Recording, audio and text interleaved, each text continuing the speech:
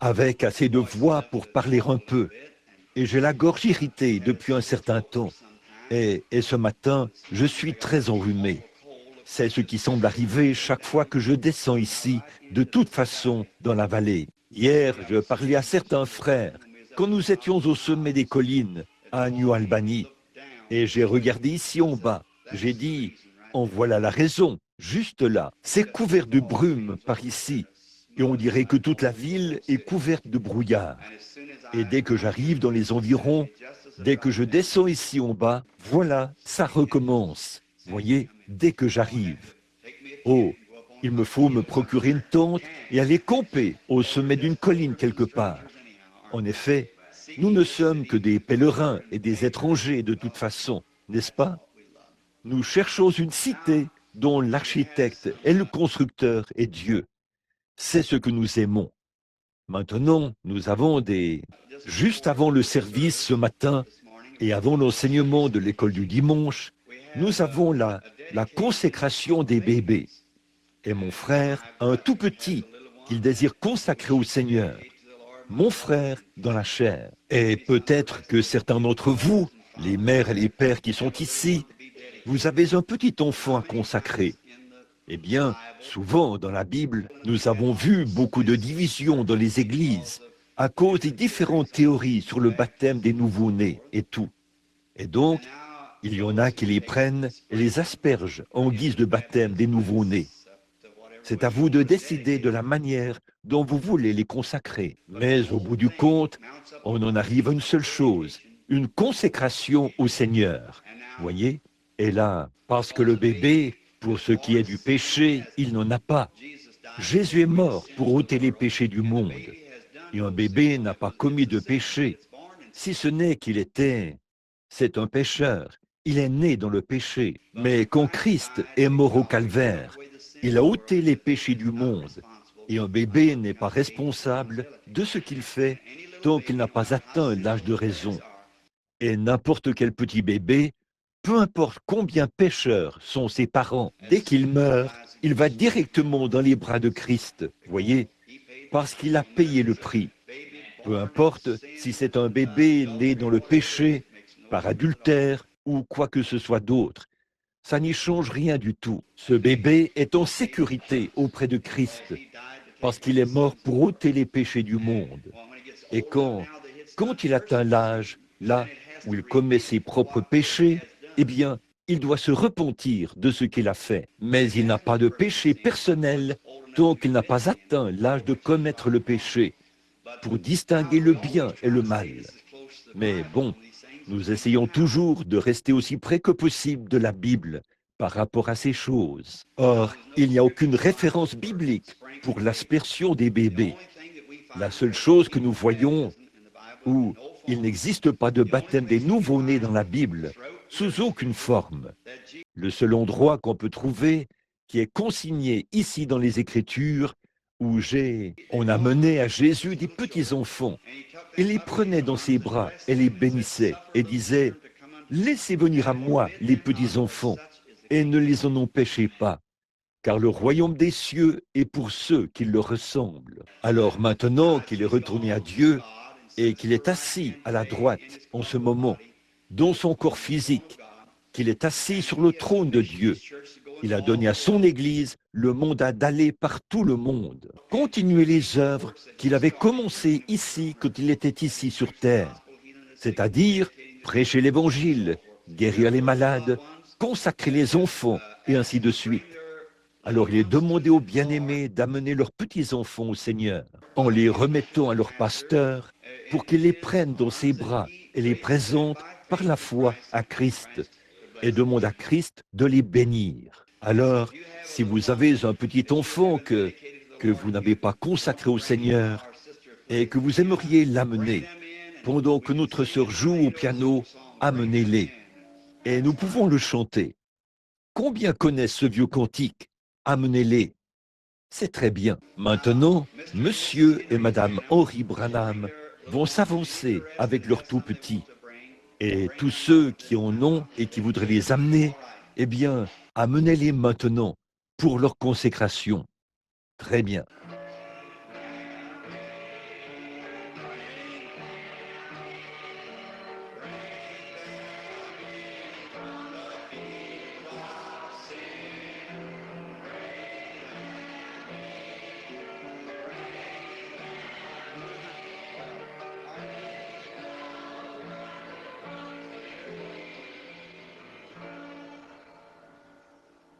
Je tiens à vous présenter une autre petite Branham, la petite Marie-Ella Branham. C'est la fille de mon frère et de sa femme bien-aimée, pour qui ils se sont avancés ce matin ici à l'église, afin de remettre la vie de cette petite à Dieu qu'il leur a donnée. Maintenant, courbons la tête un instant. Notre bienveillant Père Céleste, voici que se tiennent ici devant moi aujourd'hui mon propre frère dans la chair et son épouse, sa femme. Et tu as béni leur foyer avec cette petite Marie-Ella pour leur donner de la joie dans les jours à venir. Je te remercie de ce qu'ils se sont souvenus d'où vient ce bébé et qu'ils l'ont amené aujourd'hui à l'église afin qu'au retour, ils puissent te la présenter. Et je te remets maintenant ce bébé dans les bras de la foi et je te demande de bénir cette petite que je tiens. Puisse-t-elle vivre et grandir. Et si Jésus tarde, puisse-t-elle être une de tes servantes pour te servir. Bénis son père et sa mère et accorde-leur, ô Dieu, la conduite de ton Saint-Esprit tout au long du voyage de la vie. Et un jour, quand ce pèlerinage terrestre sera terminé, puisse toute la grande famille être réunie dans la gloire. Accorde-le, Seigneur. D'ici là, puisse cet enfant grandir et être béni de Dieu, être en bonne santé et forte, et être un exemple de féminité dans les jours à venir. Et nous te donnerons la louange, car nous te présentons ce bébé maintenant, au nom de Jésus-Christ, ton Fils. Amen.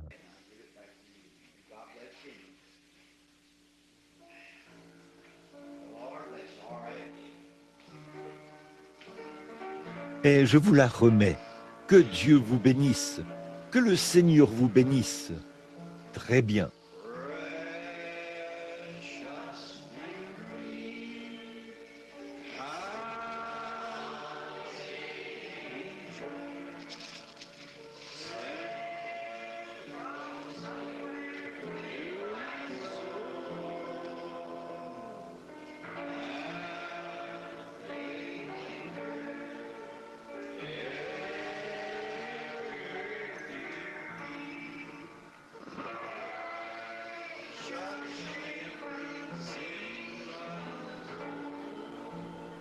Combien nous donnons la louange à notre bien-aimé Seigneur pour tous les petits-enfants. Vous savez, c'est vraiment étrange de savoir qu'autrefois, nous étions petits comme ça. Et il y a quelque chose chez un bébé. Il est dépourvu d'égoïsme, tellement indulgent et tellement gentil. Même notre Seigneur s'est référé à eux quand il a dit « Si vous ne vous convertissez pas et que vous n'êtes pas comme l'un de ces petits, tellement doux. » Je remarque mon petit Joseph, qui est vraiment là de toucher à tout, et sa mère doit le corriger. Il tirera la lampe pour la faire tomber, ou quoi que ce soit d'autre, juste pour entendre cela frapper le sol. Et là, si sa mère lui donne une fessée, ou quelque chose du genre, il grimpe tout de suite dans ses bras, et l'entoure de ses bras, comme ça. Nous devons être indulgents les uns envers les autres, comme ces petits-enfants, pour pouvoir entrer dans le royaume. Maintenant, nous remercions Dieu pour ce petit bébé, la petite Marie-Ella Branham. Puisse-t-elle vivre, grandir et prospérer, et être une servante du Seigneur. Puisse le foyer dans lequel elle sera élevée être un foyer chrétien, afin qu'elle grandisse dans l'exaltation de Christ. Et maintenant, nous sommes... Merci, Sœur Gertie. Les petits-enfants ont maintenant pris leur place dans la pièce pour les classes de l'école du dimanche. Et le pasteur a annoncé où se tiendront les services aujourd'hui et demain soir. Cet après-midi, pour autant que je sache, il n'y a aucun service prévu, si ce n'est dans certaines petites missions que nous connaissons à Louisville, notre frère Durban et beaucoup d'autres. Je pense qu'ils ont une réunion le dimanche après-midi. J'ai reçu de nombreux appels Bon nombre de gens sont devant les tribunaux et tout. Il faut prier pour eux. Des gens qui sont malades et affligés. Mes prochaines réunions se tiendront à Cleveland, dans le Tennessee, à partir de vendredi soir prochain, de vendredi à dimanche. Après cela, nous reviendrons directement à la maison et nous irons à South Bend, dans l'Indiana, pour y passer 2 soirées, à l'occasion de la consécration du temple. Frère R. E. S. Toms de Saskatoon, en Saskatchewan. Et de là, nous irons à Sturgis, dans le Michigan, pour passer 2 soirées de réunion à Sturgis, dans le Michigan. Puis, nous irons à Lima, dans l'Ohio, chez les baptistes, à la salle Memorial Auditorium à Lima, dans l'Ohio. Ça sera du 23 au 27 janvier. Et de là, nous irons ensuite sur la côte ouest pour prendre part aux grandes séries de réunions qui se tiendront en Californie et en Arizona. Soyez en prière pour nous. Demain, ce soir, à 19h30, nous aurons des services d'évangélisation ici au tabernacle et tout le monde est invité. Et demain soir, je prêcherai chez Frère Cowbell à son service de veille de minuit. Je serai la partie du service qui m'est consacrée est de 21h à environ 21h30. Puis, je reviendrai ici au tabernacle où la réunion sera déjà en cours. Des pasteurs et des ministres seront en visite ici et une partie du service du soir leur sera consacrée. Si vous aimez tous entendre des pasteurs prêcher et vous dire à leur manière comment commencer la nouvelle année et ce qu'il faut faire, eh bien, du point de vue des Écritures, eh bien, assurez-vous d'être ici demain soir. Les services commenceront à 19h30, comme d'habitude, à 19h30, et ils se poursuivront jusqu'à minuit, dimanche soir, et ensuite, ou lundi soir plutôt. Et après 21h, après que j'aurai terminé chez Frère Cowbell, je reviendrai directement ici, au tabernacle, pour commencer. Et c'est possible, peut-être que je terminerai la prédication que j'aimerais commencer ce matin, où ça me prend pas mal de temps. Je suis lent, vous savez, mais j'aime que cela repose sur le bon fondement. Ainsi, pas besoin d'éparpiller cela partout. Je veux que cela reste là et que ça croisse et prospère pour le Seigneur. Bon, il y a un ministre ici ce matin, un jeune ministre qui est censé loger, je pense, au motel Bel Air. Je suis censé le rencontrer de 14h à 15h cet après-midi. Et où est-il déjà ici? Là, j'ai oublié le nom du frère. Il vient du Tennessee. Il avait été guéri d'une fracture au dos lors de ma réunion. Et il est entré dans le ministère. Ce frère, là, très bien, c'est très bien. Était-ce de 14h à 15h? Était-ce bien ça? 15h, de 15h à 16h. Très bien. Et il y a aussi un autre ministre. Je ne sais pas s'il est déjà ici ou pas. Il vient de tout là-bas, dans le nord de la Colombie-Britannique. Un jour, alors que j'essayais d'attacher des sacoches sur des chevaux, je pense, ou quelque chose comme ça, j'avais une barbe à peu près longue comme ça. Je revenais d'une partie de chasse, il y a plusieurs années. Un homme s'est avancé là et m'a dit, « N'êtes-vous pas frère Branham ?»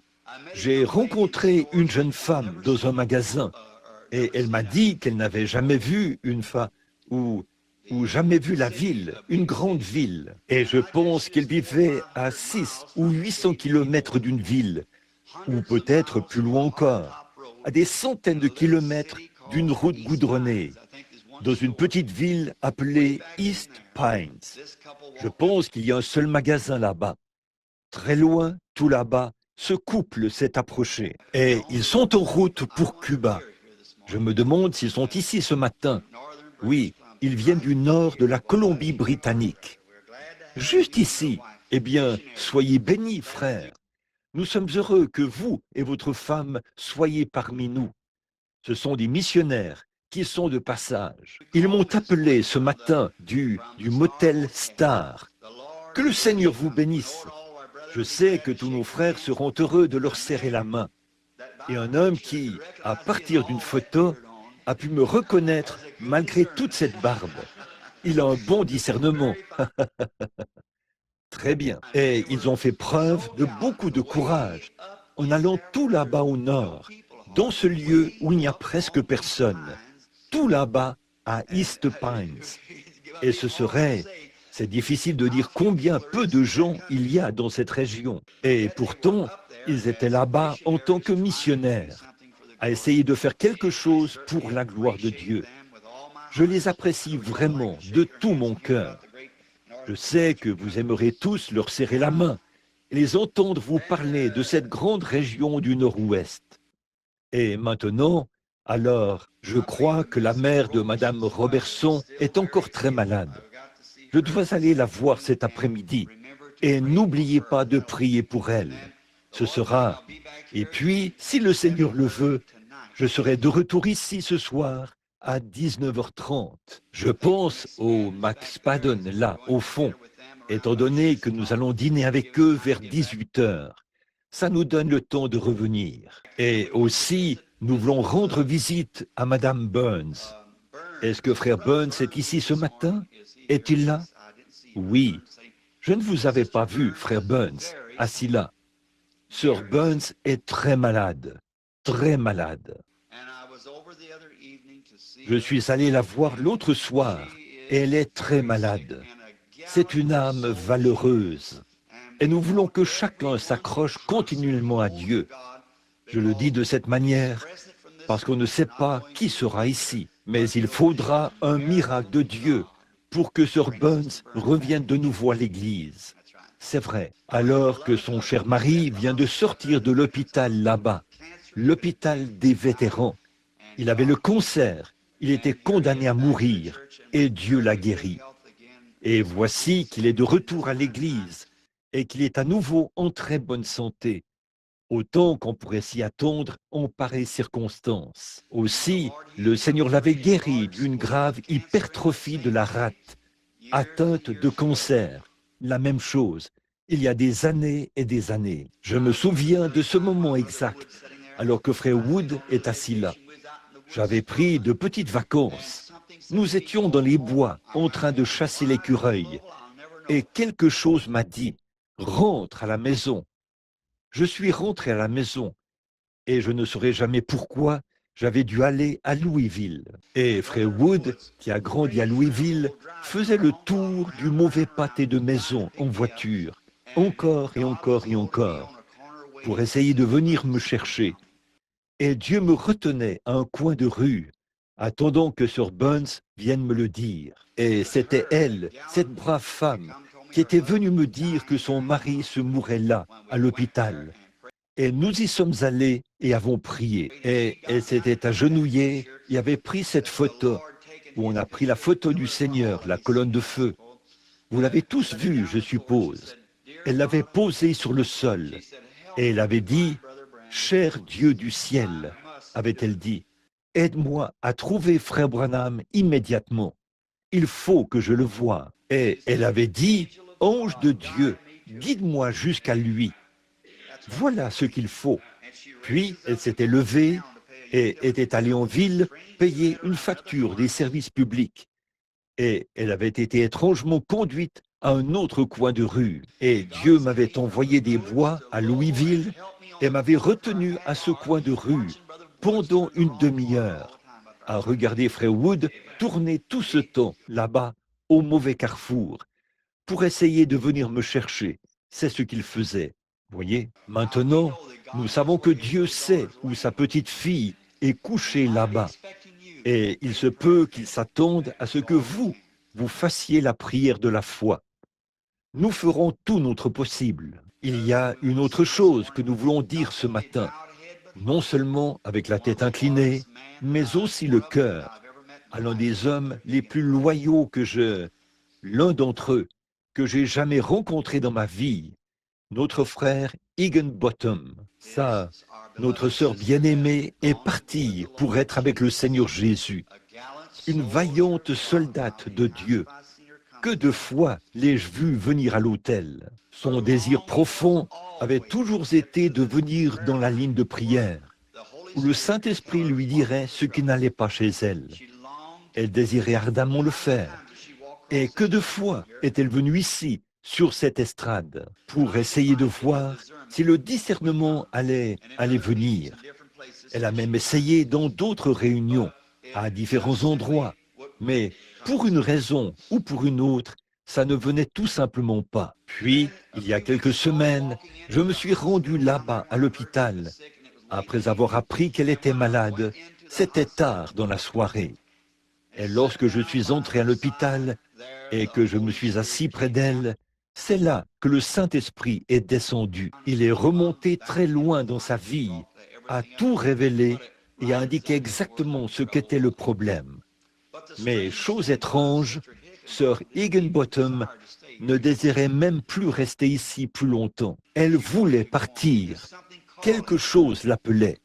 L'autre jour, elle a répondu à cet appel de partir pour être près de Dieu. Et je m'en souviendrai toujours. Oui, ce n'est pas étonnant qu'on se sente mal quand on arrive dans cette ville. Elle a rejeté l'Évangile. Voilà ce qu'il y a. Et elle est condamnée. L'inondation de 1937 ne sera rien en comparaison de la fin de tout cela.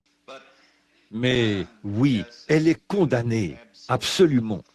Et c'est pour ça que l'Écriture est sur la muraille. Et là, c'est vraiment dommage. Nous possédons cette propriété, tout ce qu'il y a ici. Mais j'ai appris l'autre jour que l'un de nos frères a écopé d'une contravention pour s'être garé, même là, à la limite du terrain de l'église. Quelle honte! Je vais payer cette contravention si vous me faites savoir le montant. C'est lamentable. Oui, monsieur. Eh bien, nous, ceci, je pense nous en sommes toujours propriétaires. C'est du moins ce que déclare le titre de propriété. Venez vous garer à cet endroit-ci. Peut-être qu'à cet endroit, vous n'écoperez pas d'une contravention. Mais je suis heureux que nous soyons en route vers un endroit où on n'inflige pas de contravention. Pas vous? C'est vrai. Merveilleux. Oui, en effet. Bon, je vais juste essayer de parler brièvement ce matin parce que j'ai vraiment un rhume de cerveau et je suis congestionné. Et je veux prendre un sujet dans l'Ancien Testament et donner un enseignement pendant quelques instants, si le Seigneur le veut. Puis, peut-être ce soir, si je reviens, si le Seigneur le veut, et que j'arrive à temps, et que je ne suis pas trop épuisé. Oh, je viens de penser aussi. Frère Kelly, qui est assis ici, et sœur Kelly, doit venir me voir juste à... Venez le plus vite possible, après le dîner, parce que je dois m'occuper de beaucoup de choses cet après-midi, frère Kelly. Je me souviens que l'autre soir, là-bas, j'étais sur le point de partir pour un rendez-vous lorsque vous êtes arrivé. Très bien. Bon, c'est très bien, sœur. Alors, donc, priez pour moi et priez pour que mes décisions quant au Seigneur soient prises en sa faveur, du mieux que je peux. Maintenant, nous voulons prendre le vieux livre, l'ancien, le dernier, le premier livre, Genèse 35. Et nous souhaitons lire juste un petit passage des Écritures ici, dans le livre de la Genèse. Et notre prière, c'est que Dieu ajoute abondamment ses bénédictions, alors que ceci servira de toile de fond à quelque chose sur lequel nous désirons donner un enseignement. Combien aiment l'école du dimanche? Oh, ça, c'est... Combien savent où ça a vu le jour? Je ne vois aucune main. C'est un peu... Combien savent comment ça s'appelait à l'origine? Où est ma femme? Elle devrait le savoir. Très bien. C'était, oui, un autre missionnaire. Que Dieu vous bénisse. Frère qui? Frère Nabert. Où est-il? Voudriez-vous lever la main, frère Nabert? Que Dieu vous bénisse, frère. Est-ce votre femme qui est là avec vous? C'est très bien, ça. Nous sommes heureux que vous et votre famille soyez parmi nous ce matin. Vous savez que vous êtes dans la volonté de Dieu. Voyez, vous devez l'être quand vous êtes missionnaire. Voyez-vous, parce que la consigne générale, c'est aller par tout le monde et prêcher l'évangile à toute la création. Un homme qui est un missionnaire. Bon, je ne me soucie pas trop. Le mot missionnaire est un mot très bien, mais j'ai un meilleur mot pour ça. Vous êtes un apôtre. Voyez, c'est vrai. Eh bien, que signifie le mot apôtre? Quelqu'un qui est envoyé. Que signifie le mot missionnaire? Quelqu'un qui est envoyé. C'est la même chose. Alors, les missionnaires, les prophètes, les évangélistes, les docteurs et les pasteurs font partie de l'Église. Pas vrai? Les apôtres, les prophètes, comme on les appelle. Alors, tant que vous êtes un missionnaire ou un apôtre, vous êtes un envoyé de Dieu pour accomplir une mission et vous êtes toujours dans le vrai. Que Dieu vous bénisse, c'est ma prière. Frères et sœurs, Foss sont en route pour Cuba, pour le champ missionnaire. Ils passent des régions glaciales du nord aux jungles tropicales du sud, car cet évangile doit être prêché dans le monde entier. Amen. Quel changement! D'où venez-vous, frères? En route pour Israël. Oh, j'aimerais. Je vois ma belle assise là-bas. Je demanderai à ma femme et à ma belle de chanter pour vous. Ils viennent de l'Est et de l'Ouest. Ils viennent de lointains pays à la fête du roi, manger à sa table. Que ces pèlerins sont bénis, contemplant son saint visage, brillant d'un éclat divin, participant de sa grâce, les joyaux de sa couronne. Ce sera merveilleux ce jour-là, n'est-ce pas? Amen. Que le Seigneur vous bénisse en Israël. Et vous, là où vous allez. Voilà mes bénédictions pour vous, frères, ce matin. Amen. Maintenant, avant d'ouvrir la Bible, nous savons que ceci est un texte et que Dieu en a écrit le contexte entre les lignes. Vous voyez? Alors, nous pouvons simplement lire le texte et laisser Dieu nous en donner le contexte. Alors, courbons la tête un instant pour la prière. Notre Père Céleste, au nom du Seigneur Jésus, nous te prions de prendre ces paroles que nous allons lire maintenant et de les faire pénétrer dans nos cœurs. Et fais que nous venions doucement, tranquillement, humblement et avec respect dans ta présence. Puisse le Saint-Esprit prendre la parole de Dieu et nourrir chaque cœur, y compris le mien. Le veux-tu, Seigneur? Car je le demande au nom de Christ. Amen. Très bien. Nous allons lire juste un verset ou deux ici pour avoir une petite toile de fond. La Genèse, c'est le chapitre des semences. Nous le savons. Très bien. Nous allons commencer au verset 15. Un homme le rencontra comme il errait dans les champs. Il le questionna en disant, « Que cherches-tu » Joseph répondit, « Je cherche mes frères. Dis-moi, je te prie. Ils font paître leurs troupeaux. » Et l'homme dit, « Ils sont partis de là, car je les ai entendus dire, « Allons à Dothan. » Joseph alla après ses frères, et il les trouva à Dothan. Ils le virent de loin, et avant qu'il fût près d'eux, de le faire mourir. Ils se dirent l'un à l'autre, « Voici le faiseur de songes qui arrive. » Que le Seigneur accorde ses bénédictions à sa parole. Bon, pour moi, la Genèse est toujours Vous ai-je dit de quel chapitre il s'agissait? C'est la Genèse. Je crois que si j'ai bien vu, c'est Genèse 37, à partir du verset 15, pour vous qui le notez. Maintenant, je crois que j'ai dit 35 il y a un instant. J'avais 2 pages collées ensemble. Je suis désolé. Cette bonne vieille Bible Scofield, il m'est un peu difficile de la lire, parce que j'ai plus de 40 ans, vous savez. Et on me dit qu'il me faut des lunettes de lecture.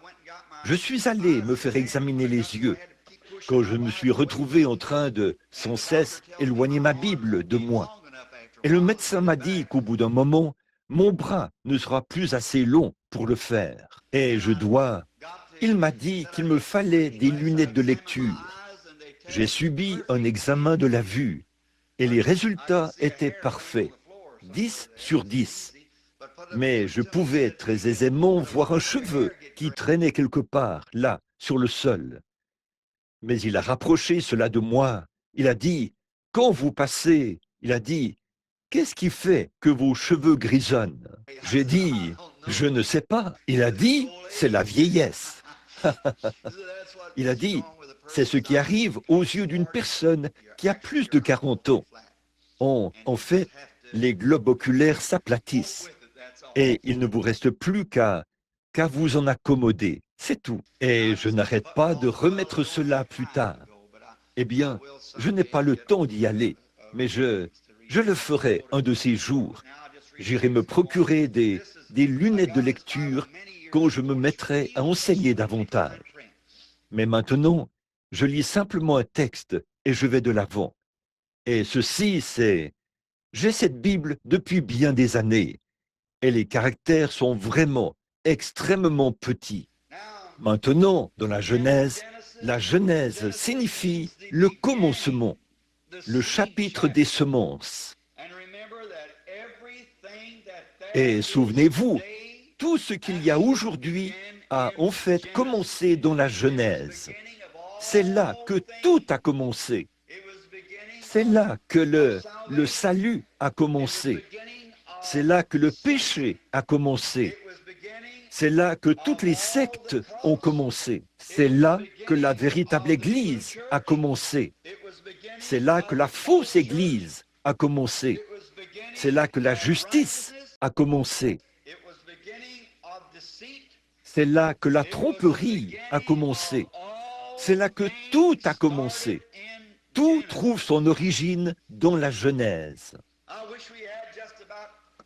J'aimerais qu'on ait environ 3 mois à passer sur ceci, que nous restions sur ce seul sujet, que nous le creusions et que nous l'attachions par le Saint-Esprit avec les cordes de Dieu et envelopper le tout. Et que nous voyons combien chaque parole concorde en tout point avec les autres paroles. Comme c'est beau! La parole de Dieu est tellement inspirante. Peu importe l'âge, l'époque, tout homme qui a déjà lu ce texte tout au long Ça fait maintenant des centaines d'années qu'il a été écrit. Oui, ça fait près de 3000 ans ou plus. Et dans chaque âge, tout homme qui a lu ce texte a été inspiré par cela. Voyez, par chaque verset de l'Écriture. Rien ne pourra jamais la remplacer. Un écrit qui a été rédigé à une autre époque, lorsqu'on le lit pour cet âge-là, et pour le but dans lequel il a été écrit, ça s'arrête là. Je peux très bien vous écrire une lettre et y dire « Mon cher frère bien-aimé, aujourd'hui, je suis allé à un certain endroit et j'y ai passé tant de temps. » Elle vous est directement adressée et ça s'arrête là. Peut-être que pour un besoin de preuve devant un tribunal ou quelque chose comme ça, elle pourrait servir de preuve à charge ou à décharge pour me prouver quelque chose ou pour prouver quelque chose contre moi. Mais ce ne serait pas un message adressé directement comme ce serait le cas lorsqu'il vous est donné à vous. Mais il n'en est pas ainsi de la Bible. Elle a été donnée à la race humaine pour tous les temps et pour tous les âges, parce que c'est la parole écrite de Dieu.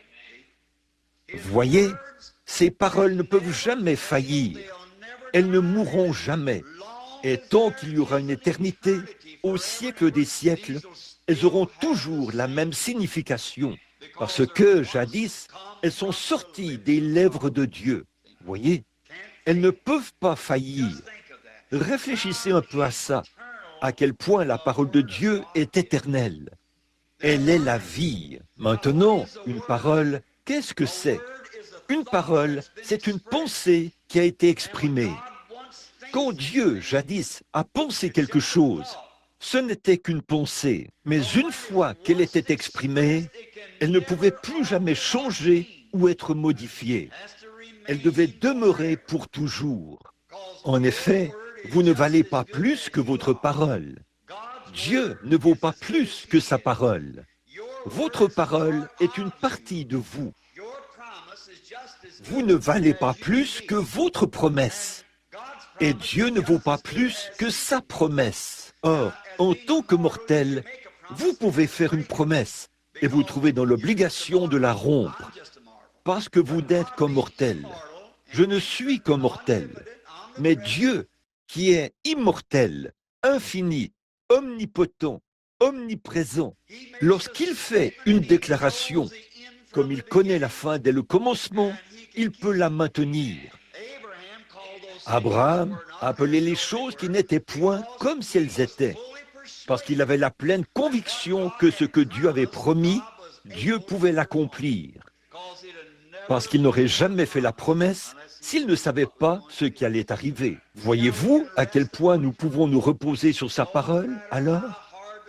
Peu importe la violence de l'orage, peu importe ce qui est contraire, reposez-vous strictement sur la parole. Dieu l'a dit, celui qui a vu l'autre côté de la tempête. Voyez? Alors, si vous êtes malade, ancrez simplement votre âme dans le havre de repos. Si vous êtes désemparé et dans la détresse, souvenez-vous, il a dit, « Je serai avec vous tous les jours jusqu'à la fin du monde. » Et il a dit, « Toutes choses concourent au bien de ceux qui aiment le Seigneur. » Alors, ne bougez pas de là. Un homme a écrit, un poète a écrit, « Mon encre tient bon au-dedans du voile. » Qu'est-ce qu'un voile? C'est quelque chose qui sépare ce côté-ci de ce côté-là. Et l'encre se trouve à l'intérieur du voile. Vous ne voyez pas comment ça va se passer, mais vous savez qu'il y a quelque chose qui est accroché à vous et qui est aussi accroché là-haut. Et quand la mer est déchaînée et orageuse, avez-vous jamais... Je suppose que certains d'entre vous n'ont peut-être jamais eu le privilège de voir un bateau qui est ancré. Oh là là, j'ai déjà été à bord au moment où on jette l'ancre flottante, comme ça. C'est fait de sorte que la petite embarcation ne peut même pas passer au-dessus d'une vague. Elle passe à travers la vague. Mais tant que l'ancre tient bon, c'est tout ce qui compte. Que nous passions par-dessus, en dessous, à côté ou à travers la vague, ça n'a pas d'importance. L'ancre tient bon. C'est pareil, quand les orages de la vie commencent à nous secouer, il se peut que nous devions passer au travers. Il se peut que nous devions passer par-dessus, en dessous ou à côté. Mais laissons simplement l'ancre tenir bon au-dedans du voile, dans l'invisible. Nous ne savons pas exactement où elle est fixée, mais elle tient bon. C'est comme ce petit garçon, vous savez, qui tenait un cerf-volant. Vous avez entendu ce vieux proverbe, cette histoire. On lui a demandé, « Comment sais-tu qu'il y a un cerf-volant au bout de cette ficelle ?» Il a dit, « Je peux encore le sentir tirer. » C'est donc cela. Si nous sentons que ça continue de tirer, que Dieu traite avec notre cœur, alors nous savons que notre encre tient toujours bon. Je crois que c'est Benjamin Franklin qui a capturé la foudre dans une bouteille, qui a exploité la foudre, l'électricité. Il a senti un appel à l'intérieur de lui. Quelque chose a dit, il y a de la puissance là-dedans. Cette puissance peut être exploité, et si c'est puissant au point de frapper les rues, de briser les arbres, de fondre le sol, qu'est-ce que cela pourrait faire si on réussissait à l'exploiter? Ça produirait de la lumière, des étincelles, et ça atteindrait la terre entière. Et Benjamin Franklin, je crois, s'est lancé dans la recherche avec son cerf-volant, où il avait attaché une clé au bout de la queue et l'avait reliée à une bouteille en bas. Et lorsqu'il a capté cela, il ne savait pas ce qu'il avait, mais il s'est mis à crier « Je l'ai, je l'ai !» Il ne savait pas ce que c'était. Il ne savait pas ce qu'il allait en faire, mais il savait qu'il avait quelque chose. Et c'est pareil pour tout homme dont les espoirs ne sont fondés sur rien d'autre que sur le sang de Jésus et sur sa justice. Quand tout ce qui environne mon âme s'effondre, il est toute mon espérance et mon soutien. Christ est le roc où je me tiens. Tout le reste est sable mouvant. Une fois qu'on est né de nouveau, le Saint-Esprit prend sa place dans le cœur. Il se peut que des jeunes gens ne soient pas, ou des jeunes, ou peut-être des illettrés, peu importe ce que c'est. Il n'y a personne qui puisse l'expliquer. Alors, ne vous sentez pas mal parce que vous êtes illettrés. Vous ne pourriez pas l'expliquer. Jamais homme n'a pu l'expliquer, peu importe combien il est habile ou intelligent. C'est le secret de Dieu lui-même. Mais quand cette parole prend vie dans votre cœur et que vous la voyez, vous vous écriez « Je l'ai ». Vous ne savez pas ce que vous allez en faire. Vous ne savez pas ce que cela fera de vous. Mais vous savez qu'il s'est passé quelque chose et que vous l'avez. Alors, donc, se tenir sur la parole, c'est magnifique. Or, ce matin-là, devant nous, ce que nous contemplons, à mon avis, c'est l'un des textes les plus vitaux de l'Ancien Testament. Joseph, sur qui nous allons parler, à la rencontre de ses frères.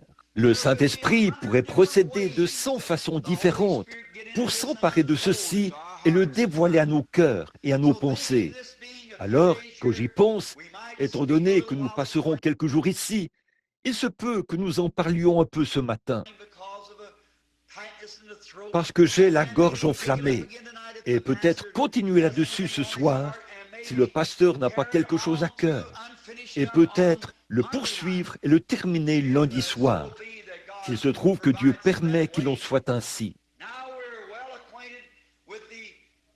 Maintenant, nous connaissons bien les caractéristiques de l'Ancien Testament. Nous savons que toutes les choses anciennes étaient une ombre. Hébreux 11, une ombre des choses à venir. Comme c'est beau de voir combien Dieu préfigure. Et lorsque nous sentons cette ombre, pour ainsi dire, nous savons qu'il y a quelque chose qui va au-delà de ceci. Le Dieu, dans son omnipotence, dans sa grande pensée infinie, quand il voit que quelque chose est sur le point de se produire, il peut donner des avertissements à ce sujet. Il peut faire concourir toute chose à sa gloire, même la colère de l'homme, même quelqu'un qui vous maltraite. Comme nous allons y venir au bout d'un moment, si le Seigneur le veut, nous verrons comment le frère de Joseph l'a maltraité. Et il a fait volte-face, a pris cela et a fait en sorte que cela lui donne gloire. Alors, nous n'avons aucune raison de nous inquiéter. Aucune. Combien Dieu, à travers ce garçon, préfigurait la première venue du Seigneur Jésus et la seconde venue du Seigneur Jésus. Et il accomplit tout cela dans une vie qui ne savait rien de ce qui se passait. Amen. Cela ne vous fait-il pas quelque chose de voir ce pauvre petit Joseph? Eh bien, il ne savait pas ce qui se passait. Pourquoi toutes ces choses lui arrivaient?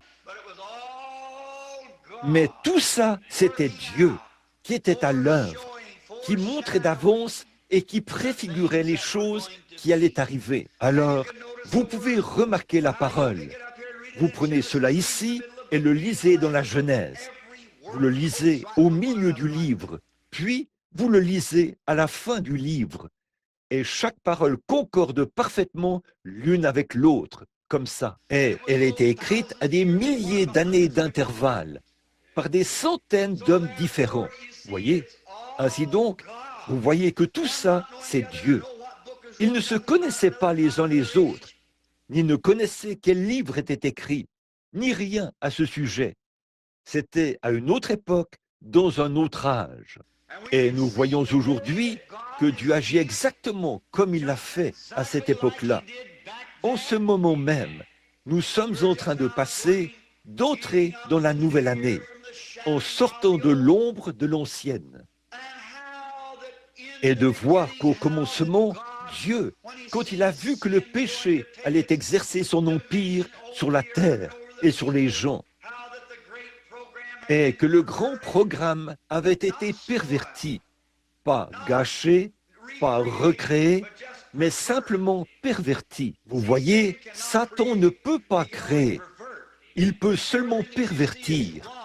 Tout ce que vous voyez de mauvais, c'est la justice pervertie. Vous voyez, quand vous voyez un diseur de bonne aventure dans la rue, ça, c'est tout simplement un prophète perverti. Vous voyez, quand vous voyez quoi que ce soit de mauvais, quand vous voyez un homme infidèle à ses vœux envers sa femme, c'est de la justice pervertie en mal. À l'inverse, quand vous voyez des femmes dans la rue agir comme elles le font et devenir comme elles le sont, ce sont des dames perverties. Je suis passé par Louisville l'autre jour. J'étais en compagnie de ma femme et j'ai vu un écriteau sur une fenêtre, sur la 5e rue, alors que nous revenions de manger. Et ça disait « Table pour les dames ». J'ai dit « Ils n'ont jamais eu de clients ». Non, une dame n'irait pas là-dedans. Quand elle y va, elle n'est plus une dame. Voyez? Donc, ils n'ont jamais eu un seul client, au sens de cet écriteau. Les dames ne vont pas dans de tels endroits. Mais voyez-vous, celles qui vont là-dedans, ce sont des dames perverties. Voyez? Très bien. Bon, alors, Dieu, pour faire en sorte que toute chose le loue, nous célébrons Noël, la naissance du Seigneur Jésus. Et en fait, ce n'est pas tout à fait son anniversaire. Son anniversaire était en avril, parce qu'il fait tout aussi froid en Judée, ou plus froid en décembre qu'ici. Donc, nous en sommes conscients. L'autre jour, vous avez vu la photo de ces chars d'assaut qui étaient dans la neige là-bas, et des choses comme ça en Judée. Pourriez-vous imaginer que des bergers soient étendus là sur une colline par un temps pareil? Mais ce n'est pas ça le jour. Mais ce qui compte, ce n'est pas tant le jour en soi, mais c'est l'attitude que nous avons à l'égard de ce jour qui était choisi. Maintenant, remarquez, dès que Dieu a vu la postérité de la femme, et combien on leur avait donné une fausse interprétation là-bas, et que la justice avait été pervertie, Dieu a promis que de cette femme viendrait une postérité bénie. Vous saisissez? Il y aurait une postérité. Et dès que Satan a entendu cela, comme il était présent, dès qu'il a entendu cela, il a entrepris de détruire cette postérité. Il a essayé de le faire avec Joseph. Il a essayé tout au long de l'âge. Et il est toujours contre cette postérité bénie. Amen. Je veux que vous preniez le temps d'y réfléchir profondément pendant un instant, là. De même, mettez le casque du salut et écoutez attentivement maintenant. Voici quelque chose de vraiment essentiel. Et il se peut que vous ne soyez pas d'accord avec cela. C'est en ordre. Mais avez-vous remarqué, dès que la conception avait déjà eu lieu, car Ève avait déjà vécu dans l'iniquité et commis ce péché. D'où est-ce que c'est venu? C'est dans la Genèse. Aujourd'hui, les hommes essaient de trouver le chaînon manquant entre l'animal et l'homme. Ceci, c'est une révélation. La Bible dit que le serpent a séduit la femme. Aujourd'hui, l'homme peut analyser la vie animale Et l'animal qui se rapproche le plus de l'être humain, c'est le chimpanzé. Ils peuvent lui apprendre à fumer la pipe, à faire du vélo, à mettre un chapeau et à l'incliner. C'est tout comme U et Dia pour un cheval. Ce sont des sons. Il n'a pas d'âme. Il ne peut pas réfléchir. Il ne peut fonctionner que par le son. Il n'a pas d'âme. Et il y a ce chaînon manquant, là, entre les deux, qu'ils n'ont jamais pu trouver. Et depuis 6000 ans, ils essaient de faire marmonner quelque chose aux chimpanzés. Et ils n'y arrivent pas. Ils n'y arriveront jamais. Mais nous savons que nous faisons partie de la vie animale. Nous faisons partie de la vie végétale qui provient de la terre. Comme je le disais l'autre jour aux funérailles de notre chère sœur, nous sommes composés d'un ensemble de 16 éléments de la terre, de lumière cosmique, de pétrole et d'autres choses réunies. Nous étions ici quand Dieu a parlé et a dit que telle chose soit. Nos corps étaient là. Mais quelque chose, une pensée supérieure, a fait de nous ce que nous sommes maintenant. Il nous a créés avec des mains et des bras, et ainsi de suite. Non pas pour nous détruire, mais pour que nous vivions éternellement. C'est le péché qui a causé la destruction.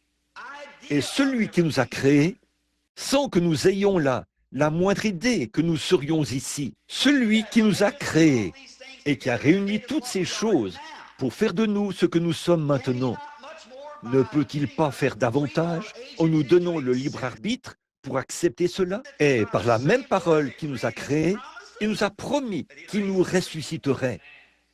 À combien plus forte raison tout ce pétrole se réunira-t-il, et les atomes, et ainsi de suite, par la parole de Dieu? Or, au commencement, quand Dieu a parlé, Satan se tenait là et l'avait entendu. Et les gens essaient de trouver ce chaînon manquant. Je vais vous le dire par révélation, si vous voulez bien recevoir cela. Cette personne qui manque entre l'animal et l'homme, c'est le serpent. Avant qu'on le prive de ses jambes, la Bible dit, il était le plus rusé de tous les animaux. Pas un reptile, de tout le champ. C'est lui qui a séduit la femme par sa beauté et elle a conçu. Et donc, quand il a fait ça, Dieu, voyant le péché qui arrivait, a prononcé une malédiction sur lui, à tel point que la science ne trouvera jamais un lien entre ce serpent tel qu'on le connaît aujourd'hui et l'espèce humaine. Mais le voici, l'être déchu et dégradé, qui a fait le lien avec cette vie animale. Voilà, Dieu a caché ces choses aux sages et aux intelligents, mais il va les révéler aux enfants, lesquels sont disposés à apprendre. Voyez, la voilà, la personne qui est déchue, le serpent. Il a été rabaissé du plus, lui, le plus rusé, le plus grand, le plus beau, l'être qui ressemblait le plus à l'humain. Et là, à cause de ce mal qu'il a commis avec Ève, il l'a réduit à un reptile pour qu'il marche sur son ventre tous les jours de sa vie et il aura la poussière pour nourriture. Voilà jusqu'où la science peut arriver. Et là, leur argument ne tient plus. Remarquez là, dès que la femme a vu qu'elle, elle était séduite. Elle n'a pas introduit le péché, elle a été séduite. Elle pensait que c'était juste. Mais Adam n'a pas été séduit, dit la Bible. Il était conscient que c'était mal. Et elle l'a amené à faire la même chose que la bête. Elle a donné naissance à son premier fils. Et en ce garçon se trouvaient tous les traits de caractère du diable. Il était un meurtrier, il était jaloux. Comment cela pouvait-il provenir de cette source pure de Dieu? Cela provenait forcément du malin. Et dès qu'il l'a fait, alors lui, le diable, il a utilisé son instrument. Elle a donné naissance à son deuxième fils qui venait d'Adam. Et là, c'était Abel. Et très vite, le diable a essayé de détruire cette postérité du juste. Et voilà qu'il a tué Abel, pour commencer. Un type de Judas et de Jésus. Il l'a tué à l'autel, où Judas a tué Jésus. Il l'a trahi, il l'a vendu pour 30 pièces d'argent. Très bien. Mais remarquez, quand il a fait cela, alors Dieu, ce qui est un type de Christ, à la fois de la mort et de la résurrection, il a suscité Seth pour qu'il prenne sa place. Voyez? Et le diable s'en est pris à Seth. Maintenant, regardez bien. Et là, avant la destruction antédiluvienne, il y a eu une longue lignée d'hommes issus de la descendance de Caïn, qui venaient de la terre de Nod. Et ils étaient des savants, des hommes habiles, intelligents, admirables. Ils trempaient même les métaux. Ils construisaient des maisons. C'était une civilisation extraordinaire. La Bible continue en disant qu'ils travaillaient le cuivre et qu'ils travaillaient le métal. Mais ceux de cet autre groupe étaient des vagabonds. Mais les deux groupes étaient religieux. Caïn était religieux, Abel était religieux. Et Dieu a tracé une ligne de démarcation. Lequel était dans le vrai? Caïn était tout aussi religieux qu'Abel. Tous les deux avaient bâti des autels. Tous les deux croyaient en Dieu. Tous les deux adoraient Dieu. Tous les deux avaient apporté des présents. Maintenant, regardez bien ces deux postérités. L'une qui combat l'autre. Le méchant qui essaie de détruire la postérité du juste. Et il a essayé de détruire Abel. Il l'a fait. Mais Dieu a suscité Seth pour qu'il prenne sa place. Il pensait avoir réussi à s'emparer de Jésus à ce moment-là. Regardez tout au long de l'âge, partout. Partout où il est venu, il a acculé cette postérité. Chaque fois qu'il tuait celui-ci ou celui-là, il pensait qu'il avait réussi à l'avoir. Et finalement, il s'en est pris à Jean-Baptiste et il a fini par lui couper la tête. Il pensait qu'il l'avait eu à ce moment-là, mais il a découvert qu'elle était ici, en Jésus. Il a tué tous les bébés. Et Moïse, il a essayé de tuer Moïse. Il a essayé par tous les moyens possibles de détruire cette postérité. Et quand il a tué Christ au calvaire, mais Dieu l'a ressuscité le 3e jour. Et alors, il a renvoyé le Saint-Esprit pour appeler à Dieu des fils et des filles. Et encore aujourd'hui, cette même postérité religieuse et méchante continue de persécuter cette postérité du juste. Vous le voyez? Ils essayent de détruire ce germe juste de Dieu. Maintenant, les deux côtés, si vous remarquez, ça a commencé dans la Genèse. Les deux côtés étaient religieux. L'un d'eux, dénominationnel, enflé d'orgueil, et l'autre, humble, marchant par l'esprit, par la révélation. Comment Abel a-t-il pu savoir qu'il fallait un agneau et non des fruits des champs? C'est parce que cela lui avait été révélé par une révélation divine. Jésus a dit la même chose, quand Pierre l'a confessé comme étant le Fils de Dieu. Il a dit, « Ce ne sont pas la chair et le sang qui te l'ont révélé, mais c'est mon Père qui est dans les cieux qui te l'a révélé. » Sur ce roc, le roc, non pas Pierre, non pas Jésus, mais sur la révélation divine. Je bâtirai mon église, et les portes du séjour des morts ne peuvent prévaloir contre elle. Vous saisissez? C'est la révélation divine. Maintenant, regardez bien. Chaque fois qu'un effort a été fait, ils se sont rencontrés face à face et ont combattu. Regardez quand Moab était là, sur la colline, et Israël dans la vallée. Et en tant que frère courtois, Israël demandait simplement qu'il lui soit permis de passer par leur pays, en allant au pays promis que Dieu leur avait promis. Ils ne demandaient que l'autorisation de tenir une petite réunion de réveil dans leur église, pour ainsi dire, juste de traverser le pays. Et ils avaient même promis qu'ils payeraient le prix de la verdure que le bétail brouterait. Ils allaient suivre la grande route royale. Et ils avaient déclaré tout ce qu'ils feraient lors de leur passage dans ces territoires, et dit qu'ils régleraient toute dette. Mais la jalousie. Or, Moab, le pays de Moab, n'était pas un pays d'incrédules. Ils croyaient au même Dieu qu'Israël, car ils étaient les fils des filles de Lot. La fille de Lot, qui avait conçu de son propre père Lot, alors qu'il était ivre. Et ils sont arrivés là-bas, et voilà l'origine de ces Moabites. Et quand leur prophète s'est avancé là, leur enseignant, un homme assoiffé d'argent, et qu'il a dressé des autels, 7 autels, exactement le même nombre d'autels qui étaient exigés ici en bas. Voici Moab installé là, sur le beau et vaste pays dénominationnel, bien aménagé et arrangé. Et voilà Israël, de petits exaltés, qui erraient çà et là dans des tentes et qui allaient de lieu en lieu. Vous dites, des exaltés?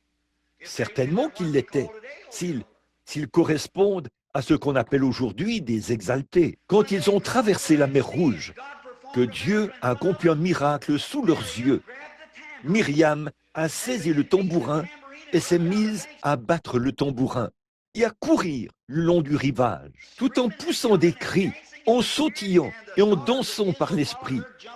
Et les filles d'Israël la suivaient, en sautillant, en poussant des cris et en dansant par l'esprit.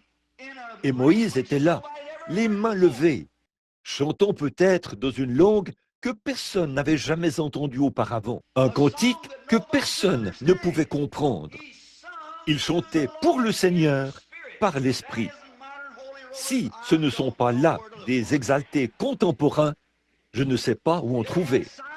Les signes et les prodiges les accompagnaient. Maintenant, si Dieu n'a égard qu'au fondamentalisme, alors écoutez, Moab, d'un point de vue biblique, était tout aussi fondamentaliste qu'Israël l'était. Il avait tout ce qu'Israël avait. Il avait 7 autels. C'est ce que Dieu exigeait. Israël avait 7 autels. Il avait 7 sacrifices purs. Israël avait 7 sacrifices purs. Voilà à nouveau Caïn et Abel. Voyez? Très bien.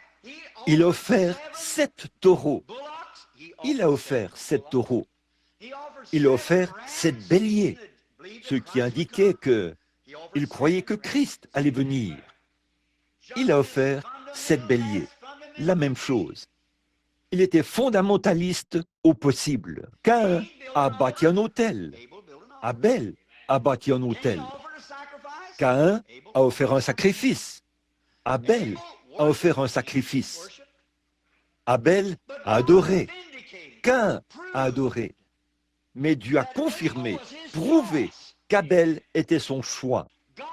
Dieu a prouvé ici qu'Israël était son choix, car Israël avait le surnaturel dans son camp. Malgré toutes leurs erreurs, ils avaient une colonne de feu qui les accompagnait. Ils avaient une expiation pour la guérison divine. Et ils pratiquaient la guérison divine. Un serpent. Ils avaient un rocher frappé. Ils avaient des signes et des prodiges dans le camp. Quand Jean est venu, il était surnaturel. Quand Jésus est venu, c'était surnaturel. Et l'ennemi, du côté fondamentaliste, a toujours persécuté le surnaturel. Vous voyez ce qu'il essaie de faire aujourd'hui? La même chose. Abba, la guérison divine. Abba, ces gens. Ils n'ont rien d'intéressant. Les dignitaires, les gens importants. Abba, tous ces gens. Frère, ce n'est rien d'autre que cette plante grimpante qui s'entortille depuis la Genèse jusqu'à l'Apocalypse. Je me range du côté des exaltés. Advienne que je n'ai jamais vu d'exalté. C'est un nom que le diable a collé sur l'Église de Dieu, alors qu'il n'a pas sa raison d'être. Ce ne sont pas des exaltés, ce sont des fils et des filles de Dieu, mal compris par le monde. Eh bien, Joseph était né de son père et était aimé de son père, mais haï de ses frères. Maintenant, remarquez, c'est une image parfaite du Seigneur Jésus. Je veux vous faire remarquer que sa vie était un type. Dans l'Ancien Testament, tout était un type de maintenant. Regardez là-bas en arrière et voyez l'image. Voici l'ombre et vous voyez ce qu'est le positif. Maintenant, remarquez, Joseph était un type de Christ, un type de l'Église, un type du Saint-Esprit, un type. Il était le prince de la prospérité, tout comme l'était Christ, tout comme l'est l'Église aujourd'hui. Remarquez aussi qu'à sa naissance, son père l'a aimé et il lui a fait une tunique de plusieurs couleurs. Or, il n'y a que 7 couleurs parfaites dans toutes les couleurs.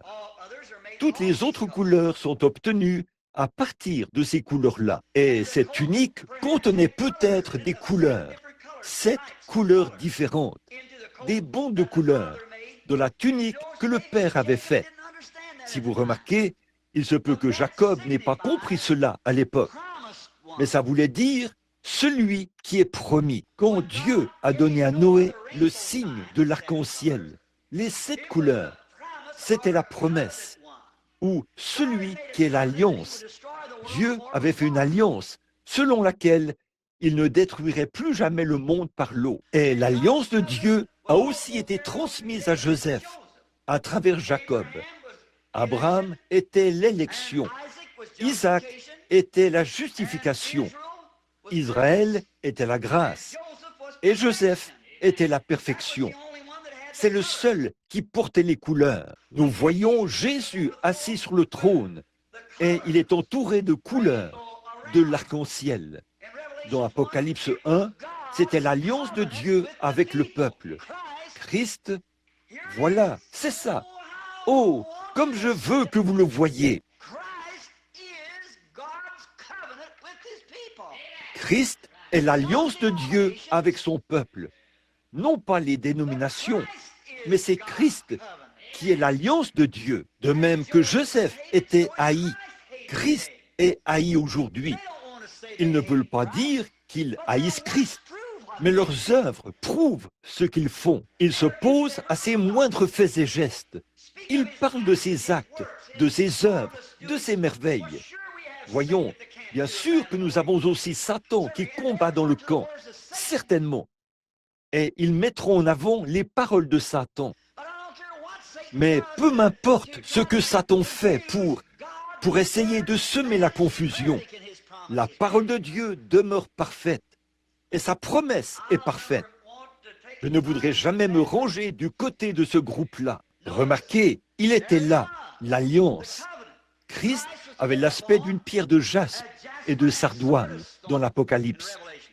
C'était la pierre du pectoral, la pierre de naissance plutôt, de Ruben jusqu'à Benjamin. C'était le reflet de la sardoine et du jaspe qui, par le reflet qu'ils produisaient ensemble, sous la lumière de Dieu, formait l'alliance autour de Christ, l'arc-en-ciel. Et qu'est-ce que cela représente? Ruben, le plus vieux, Benjamin, le plus jeune, du premier au dernier. Il était celui qui était, qui est et qui vient. La racine, la postérité de David. Il est l'étoile du matin. Il est de A à Z. L'alpha, l'oméga. Le reflet de Dieu depuis le commencement du temps jusqu'à la fin du temps. Le voilà, l'alliance de Dieu avec son peuple. Et toutes ces autres choses, Joseph, David, tous les prophètes, n'étaient qu'un reflet. Amen. Ils présentaient un reflet de la vraie postérité depuis le jardin d'Éden, jusqu'au moment où il viendra pour la seconde fois, dans la gloire, pour recevoir son peuple et son Église. Voilà, c'est ça. C'est beau à voir. Joseph, ses frères étaient arrogants avec lui. Ils le haïssaient sans cause, parce qu'il était inspiré de manière surnaturelle. Vous saisissez? Caïn haïssait Abel sans cause, parce qu'il était inspiré de manière surnaturelle. Moab haïssait Israël sans cause, parce qu'ils avaient la guérison divine, des signes, des prodiges et des miracles. Ils le haïssaient sans cause et ne voulaient pas le laisser traverser. D'avoir la femme de ton frère. Amen. Maintenant, mes chers amis, je veux vous rappeler quelque chose. Et je veux que vous le placiez sous la 5e côte, sur le côté gauche, dans la tente de ce compartiment qu'on appelle le cœur. Jamais, dans aucun âge, ni à aucun moment, Dieu n'a inspiré un homme où ce dernier s'est rangé du côté religieux, des soi-disant gens religieux du monde. Jamais il ne s'est rangé du côté des dénominations.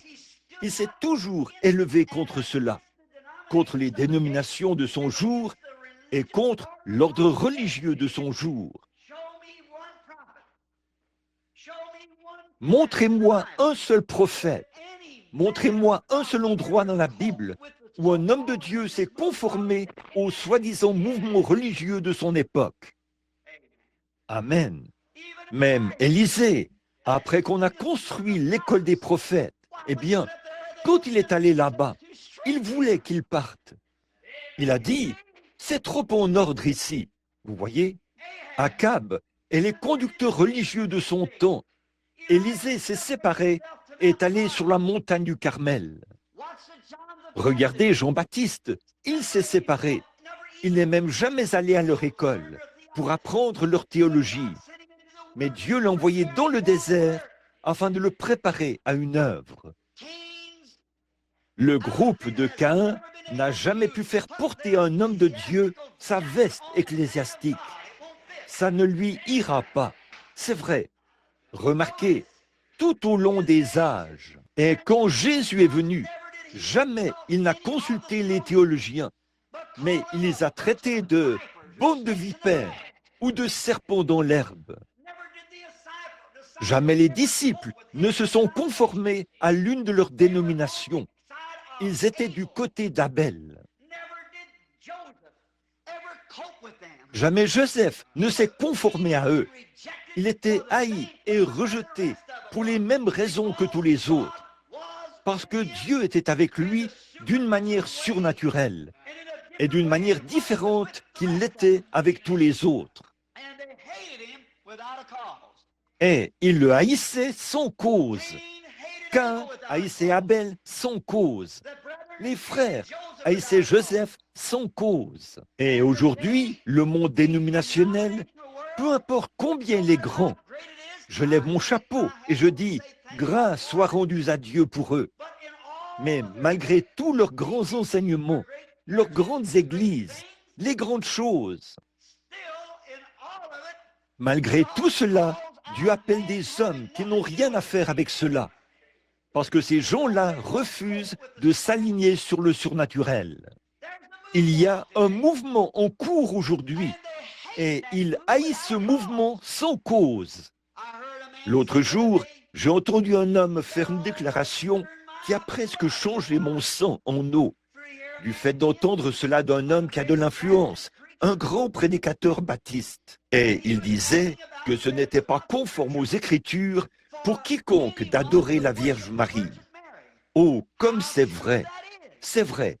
Il a dit qu'il n'y avait aucun passage de l'Écriture qui dit d'adorer qui que ce soit d'autre que Christ. C'est vrai.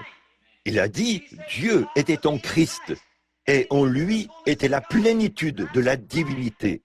C'est vrai. Et puis, après tout ce bel et merveilleux enseignement sur l'Écriture, il a fait volte-face et a dit jamais il ne s'est produit de miracle dans le monde. Comme il est farouchement opposé à la guérison divine, il a fait volte-face et a dit il n'y a jamais eu de miracle qui ait été fait après la mort de Christ. Personne n'a jamais ressuscité les morts après Christ parce qu'il était le seul à voir la vie éternelle. Mais moi, je vous dis que Jésus-Christ, le Fils de Dieu, a dit à ses disciples, allez, prêchez l'évangile, guérissez les malades, ressuscitez les morts et purifiez les lépreux. C'est ce que Jésus a dit à ses disciples. Comment les hommes peuvent-ils avoir un tel aveuglement religieux? Ils deviennent étroits d'esprit à cause des barrières dénominationnelles et ils haïssent leurs frères sans cause. Vous le voyez, tellement étroit tellement petits. Ils le font à cause de leur prestige. On a demandé un ministre, un grand ministre au pays aujourd'hui, pourquoi il n'avait pas reçu le baptême du Saint-Esprit après que cela lui avait été présenté par de grands hommes comme lui, qui avaient reçu le baptême du Saint-Esprit. Il a dit, ça nuirait à mon ministère. Si vous me dites, à n'importe quel moment, ça pourrait nuire au ministère d'un individu, mais ça ne nuira jamais au ministère de Jésus-Christ, qu'on doit s'efforcer de continuer à remplir. Cela fera avancer la cause du ministère de Jésus-Christ. Mais ce monsieur docteur a dit que jamais personne n'avait été ressuscité des morts. Il a dit, je sais qu'il y a une bande exaltée dans le pays aujourd'hui qui prétendent avoir vu les morts ressuscités. Mais, a-t-il dit, il n'y a aucune preuve scientifique d'une quelconque guérison ou de quoi que ce soit d'autre. Maintenant, voyez-vous, voici ce qu'il en est, mon frère et ma sœur. Je veux que vous remarquiez ceci très attentivement. En voici la raison.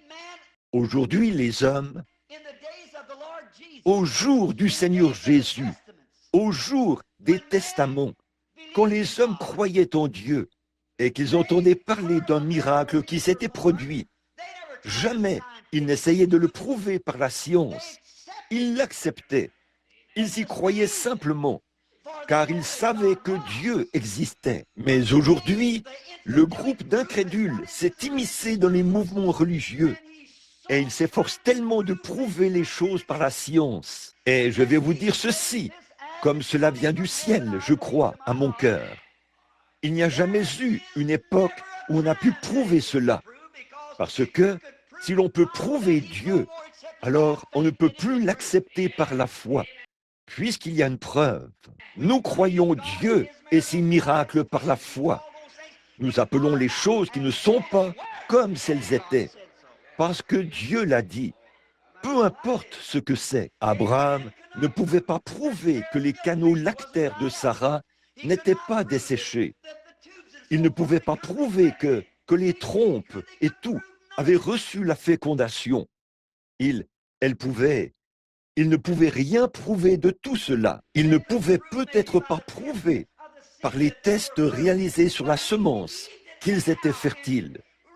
Mais il l'a quand même cru et il a rejeté tout ce qui était contraire. Et il a appelé les choses qui n'étaient pas comme si elles étaient.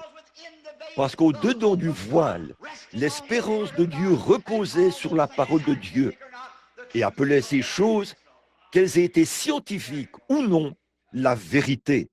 Parce que Dieu l'a dit. Voilà, nous croyons. Par la foi, nous le recevons. Mais si le frère, je ne conteste pas avec lui, je ne crois pas en cela. Mais si seulement le frère avait lu que Paul était mort lapidé et que les saints l'ont entouré et ont prié jusqu'à ce que la vie revienne en lui, et qu'un soir, Paul a prêché toute la nuit et un homme est tombé d'un étage supérieur et s'est tué. C'était un jeune homme. Et Paul a étendu son corps sur lui et l'esprit de vie est revenu en lui. Et qu'Élie a ressuscité le bébé mort d'une femme, même 800 ans avant la venue de Christ. Des hommes qui n'avaient même pas la bénédiction du Saint-Esprit ont fait des miracles que ces gens ont peur d'affronter avec le Saint-Esprit. Oh là là, comme c'est lamentable. Pourquoi? C'est parce qu'ils sont arrogants et ils haïssent leurs frères sans cause, tout comme Joseph était haï sans cause. Vous le voyez? Il était haï, non pas parce qu'il méritait qu'on le haïsse, mais parce que c'était sans cause. Il ne le croyait pas. Il vivait dans une autre sphère. Et je dis ceci maintenant, alors qu'il ne nous reste plus beaucoup de temps. Je dis ceci en toute sincérité. Aujourd'hui, ils haïssent l'Église qui a le surnaturel. C'est de la jalousie. C'est de la jalousie mesquine. Et ça existe parmi les êtres humains. Ça existait parmi les disciples. Ils avaient tellement honte d'eux-mêmes. En effet, 10 jours auparavant, Dieu leur avait donné le pouvoir de guérir les malades, de chasser les démons et de ressusciter les morts. Et ils avaient été confrontés au cas d'un garçon épileptique. Et ils avaient échoué. Et Jésus, quand il est descendu de la montagne, il a guéri le garçon. Et ils lui ont demandé, « Pourquoi n'avons-nous pas pu le faire ?» Il n'a pas dit, « J'ai repris ma puissance ». Il a dit, « Je vous donne la puissance ». Je peux vous montrer où il a donné cela à l'Église, mais vous ne pouvez pas me montrer où il a repris cela. Voyez? Sur quoi Jésus a-t-il basé ses paroles solennelles? C'est à cause de votre incrédulité. Et après cela, quelques jours plus tard, ils ont rencontré un homme qui n'était pas de leur sphère ecclésiastique. Il avait entendu Jésus prononcer ces choses et il faisait le travail. Il chassait les démons et Pierre et Jean sont venus lui dire qu'à défaut de faire partie de leur groupe, il n'avait pas le droit de faire ces choses. Tu dois marcher avec nous et te joindre à nous. Nous sommes l'Église et tu dois le faire. Il leur a dit de s'occuper de leurs propres affaires. Ils se débrouillaient plutôt bien, sans adhérer à leur organisation. Donc, c'est comme ces espèces de petites poules mouillées que nous avons aujourd'hui. Mus par ces petites idées puériles, juvéniles, ils sont revenus et ont dit « Nous l'avons trouvé en train de chasser les démons. » Et quel était le problème? Ils étaient jaloux parce qu'ils faisaient ce qu'ils n'étaient pas capables de faire. Ils étaient devenus charnels. Les yeux de leur cœur étaient comme ceux des frères de Joseph. Ils n'avaient pas encore été éclairés. Alors, ils sont revenus, ont médit de lui et rapporté cela à Jésus. Et Jésus a dit, « Laissez-le tranquille. » Amen. Il fait du bon travail. Il fait ce que je vous ordonnais de faire. Et vous n'y arrivez pas. De ces pierres, Dieu peut susciter des enfants à Abraham. Ainsi donc, mes bien-aimés frères méthodistes, baptistes et presbytériens, comme vous pensez que ça doit forcément passer par votre Église, Dieu peut, de ces exaltés, susciter des pierres à Abraham. C'est vrai, il trouvera quelqu'un qui fera son travail. C'est vrai, malgré tous leurs échecs, leurs bévues et quoi encore qu'ils font. Et Israël a aussi fait la même chose. Cette postérité du juste continue à avancer. Je suis si heureux de pouvoir dire que je suis l'un d'entre eux. Par la grâce de Dieu, aujourd'hui, nous sommes l'un d'entre eux. J'en suis si heureux, pas vous? Mon cœur se réjouit en ce début de la nouvelle année de savoir que Dieu, par sa grâce étonnante, a inclus mon nom dans le livre de vie pour me faire comprendre que je suis associé à son peuple qui est rejeté. Et comme les disciples, je pourrais dire ceci. C'est un privilège pour moi de porter l'opprobre de son nom. Oui, monsieur. Je suis si heureux d'être l'un d'entre eux. Bon, là, nous allons commencer avec Joseph au prochain service, qui pourrait être ce soir ou lundi soir, l'un des deux, parce que notre temps est écoulé. Mais je l'aime. Vous l'aimez, n'est-ce pas? Il est merveilleux. Et je suis si heureux aujourd'hui de pouvoir me joindre à cette longue liste de méprisés et de rejetés, de gens haïs par les ecclésiastiques d'un bout à l'autre du pays. Les voici, ils sont les plus bas, c'est vrai. Les ecclésiastiques, du point de vue du monde, de l'instruction et d'un point de vue social, ils sont au-dessus d'eux. Et nous sommes heureux d'être humbles. En effet, ceux qui s'humilieront, Dieu viendra un jour une seconde fois dans la gloire pour exalter son Église. D'ici là, combattons pour la foi qui a été transmise aux saints une fois pour toutes. Prions maintenant, pendant que nous avons la tête inclinée. Je me demande s'il y aurait une personne ce matin, ou plusieurs, je l'espère, qui n'a pas encore accepté ce Christ et ses grandes bénédictions et ses grandes puissances. Et nous nous demandons aujourd'hui si vous feriez votre choix aujourd'hui et que vous diriez « Seigneur Jésus, me voici.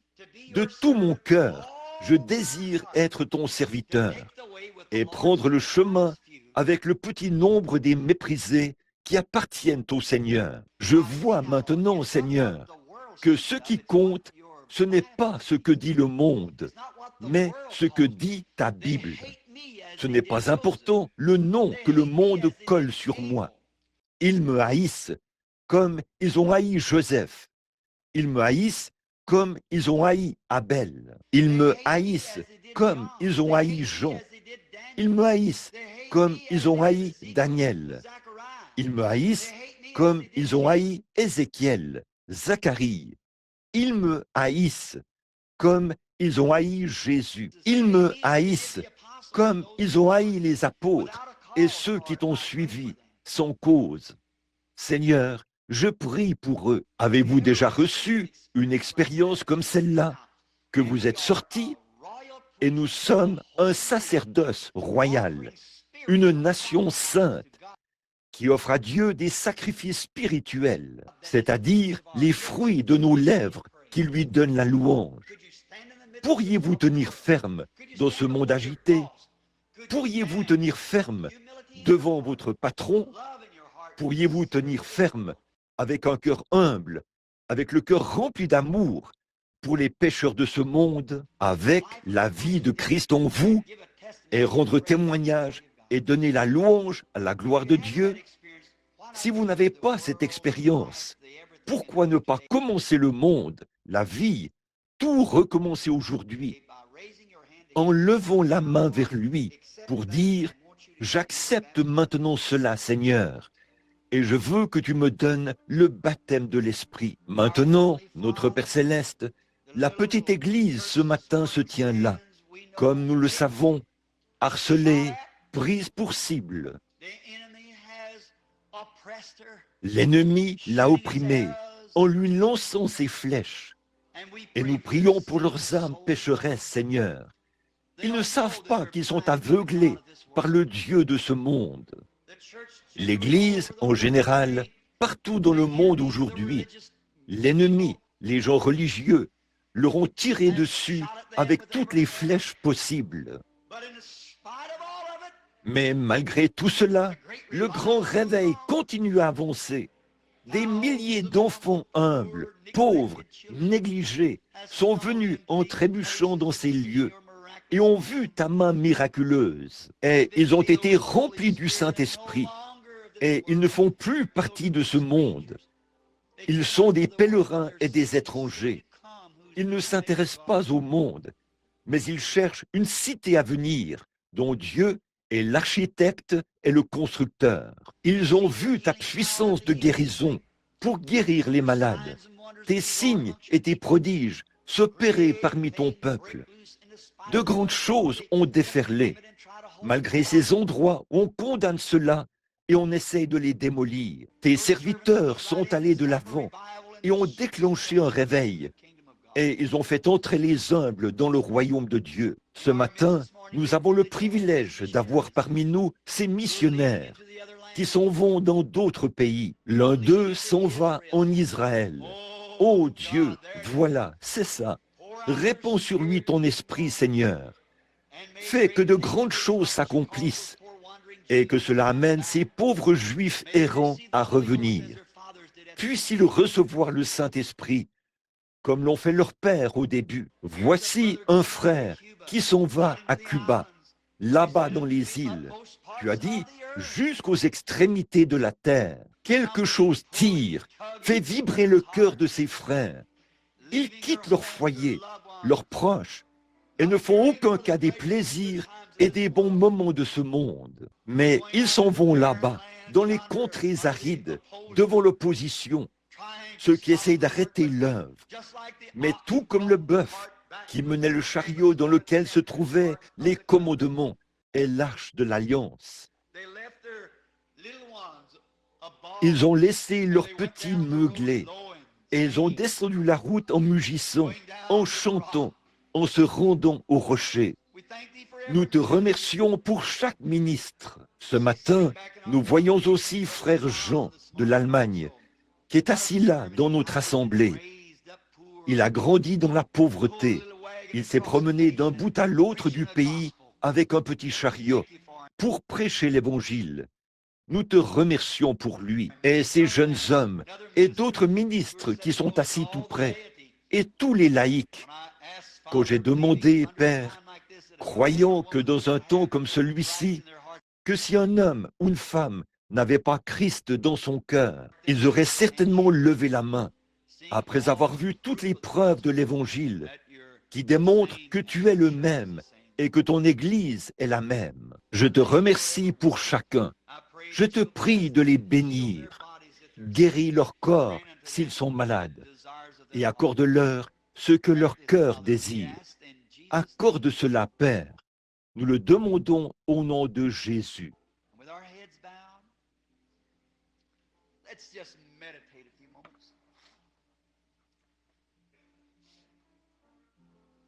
Pendant que nous avons la tête inclinée, méditons quelques instants. Soyez simplement en prière, doucement.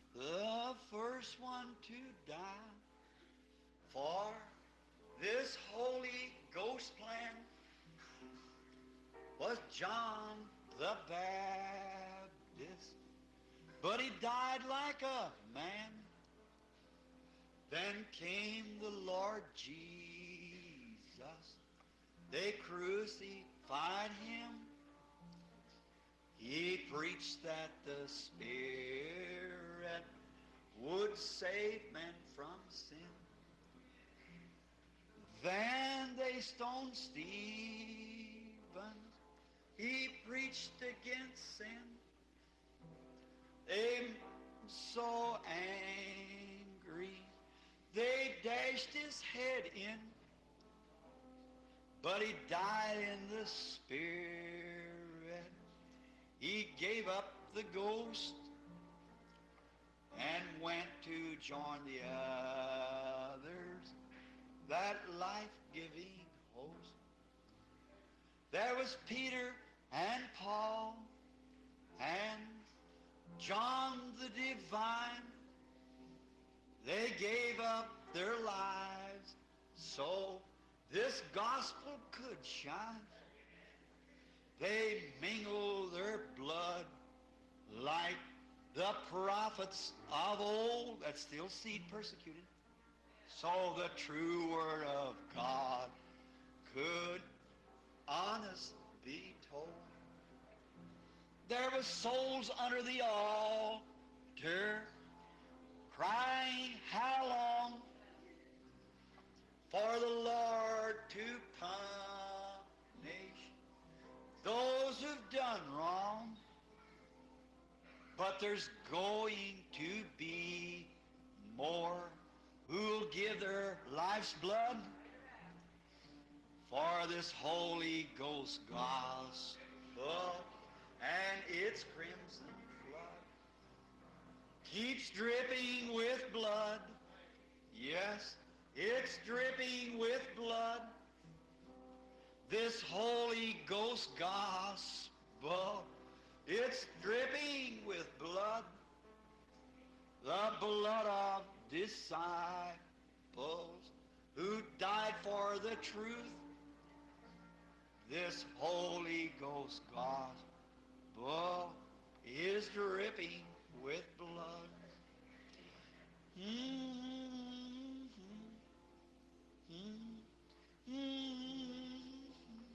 Oh God. Ô Dieu, viens, Seigneur Jésus, façonne-nous maintenant, alors que nous sommes humbles devant toi. Ôte toute indifférence de nos vies, de nos cœurs, pendant que la douceur de l'esprit semble donner de la couleur à nos yeux. Dieu qui prend sa parole maintenant et qui l'arrose. Nous sommes si heureux que tu nous aies inclus, Père, et que tu aies fait de nous des porteurs de l'Évangile.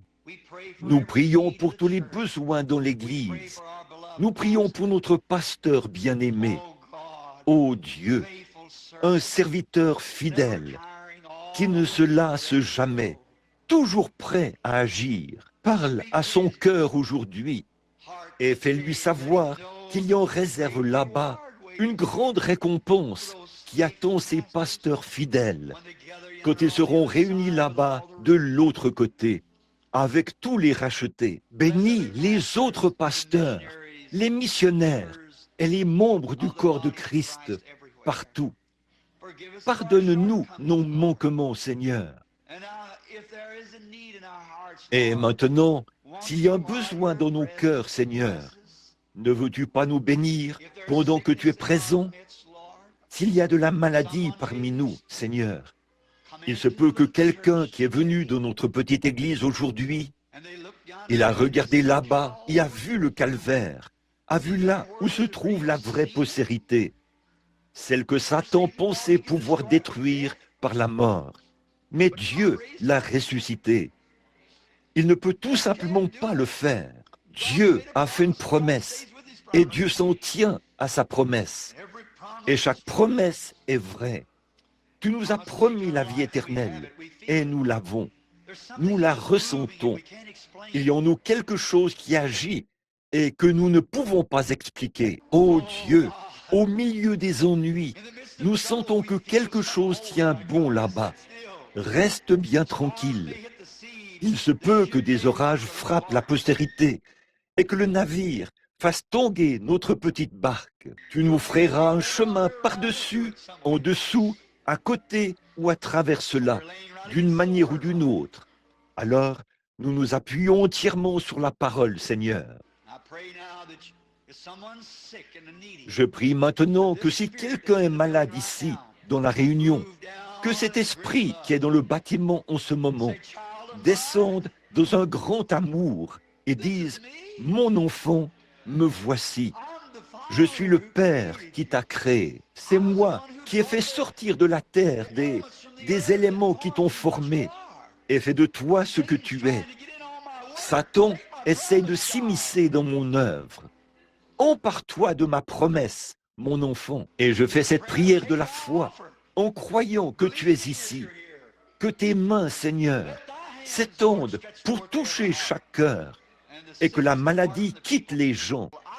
Je réprime les démons, le démon de l'oppression, le démon de la peur, le démon de toutes sortes de maladies.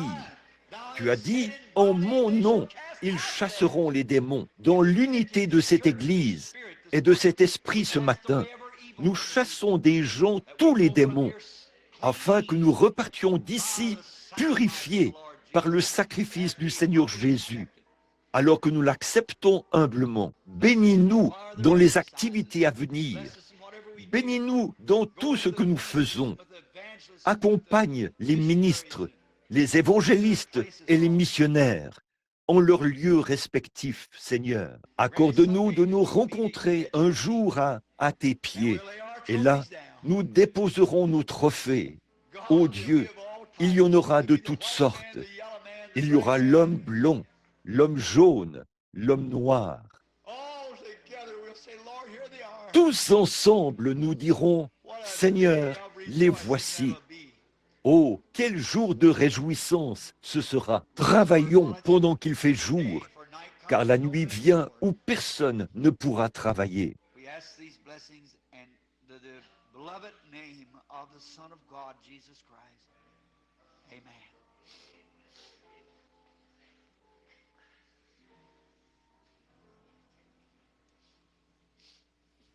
Nous demandons ces bénédictions au nom du bien-aimé Fils de Dieu, Jésus-Christ. Amen. All things are possible. Only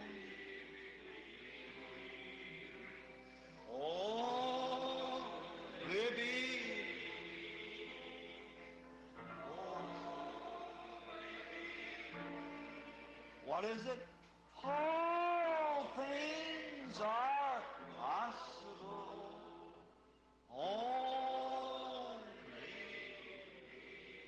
Combien avaient un besoin et peuvent croire maintenant même? Levez la main et dites, maintenant je reçois. Now I receive. Now I receive.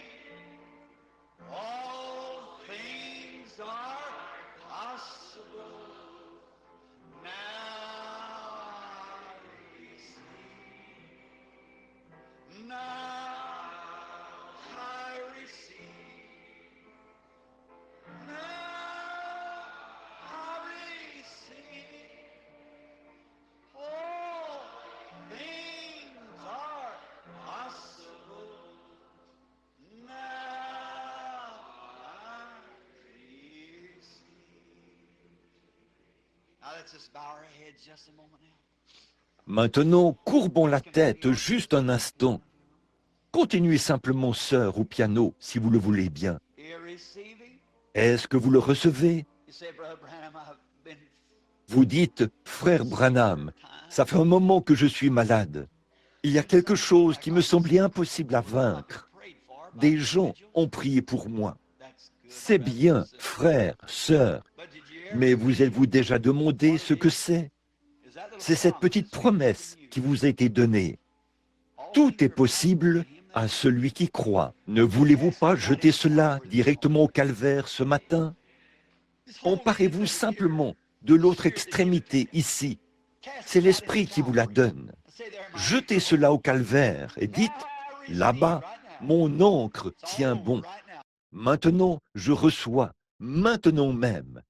Tout est terminé, maintenant même. Quoi qu'il advienne, maintenant même, mon encre tient bon au-dedans du voile. Et je reçois exactement ce que je demande. Je sais que je l'ai. La parole de Dieu l'a dit. Et, ô Dieu, je regarde à toi maintenant. Peut-être aviez-vous des soucis, des difficultés financières. Quelle que soit la chose, peu importe ce que c'est, jetez cela là-bas, au calvaire. For all things are possible. Only believe.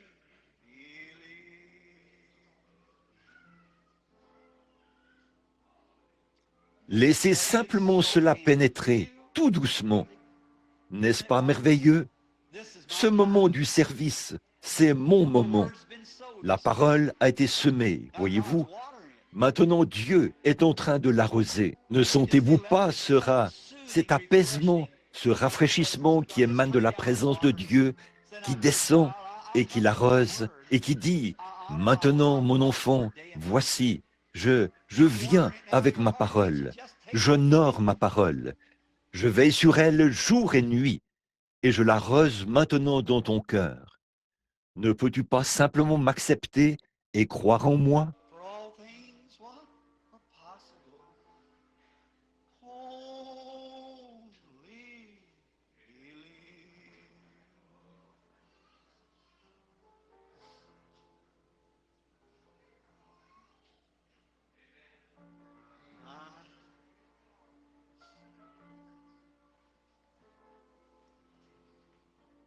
Oh là là, comme c'est merveilleux, comme c'est merveilleux de s'imprégner, de sentir l'eau descendre sur les semences. Qu'est-ce que c'est? La semence du juste, elle était semée dans votre cœur. C'est la parole de Dieu. C'est ça, la semence. C'est le Saint-Esprit. La semence que Dieu a promise au commencement. Vous êtes la postérité d'Abraham. En étant mort en Christ, vous devenez la postérité d'Abraham et vous êtes héritier selon la promesse.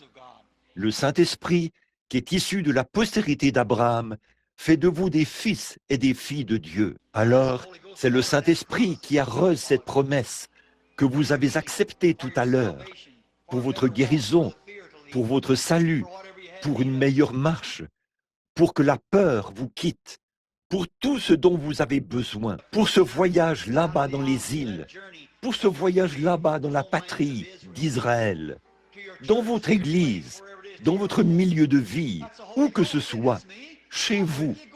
C'est le Saint-Esprit qui dit, c'est moi, je suis avec toi, va de l'avant. I'm leading the way. You just keep on moving. That's me. Je t'ouvre le chemin, toi, continue simplement à avancer. C'est moi. There's honey in the rock for you. Leave your sin for the blood to cover. There's honey in the rock for you. Shall we stand? Levons-nous. Go out to the streets and by way preach the word. Say to every fallen brother, there's honey in the rock for you. Oh,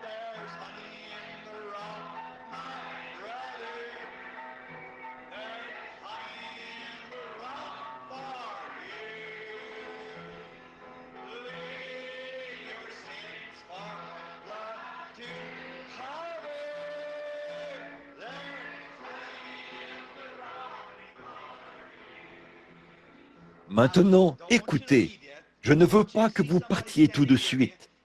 Je veux que vous regardiez quelqu'un près de vous. Serrez-vous la main et dites « Que Dieu vous bénisse, frère ou sœur, ou qui que ce soit d'autre. » Tournez-vous tout simplement. Ici, c'est un petit tabernacle interdénominationnel. We're just on our journey, peculiar people.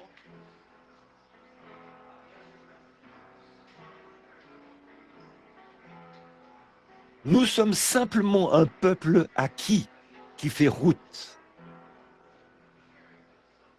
Très bien.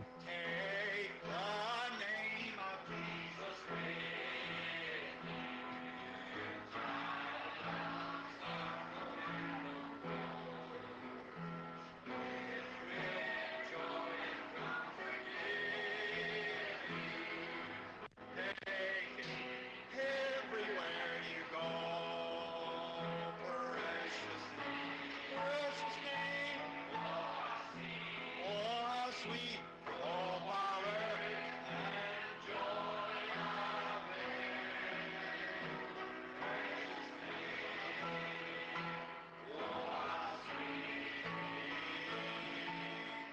oh power and joy.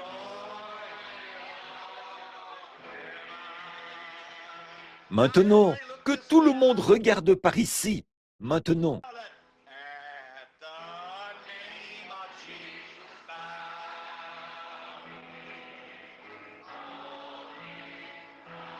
And his King of kings, heaven will crown him when our journey is complete. Precious name, oh how sweet, oh power and joy of heaven. Precious name, oh how sweet, oh power and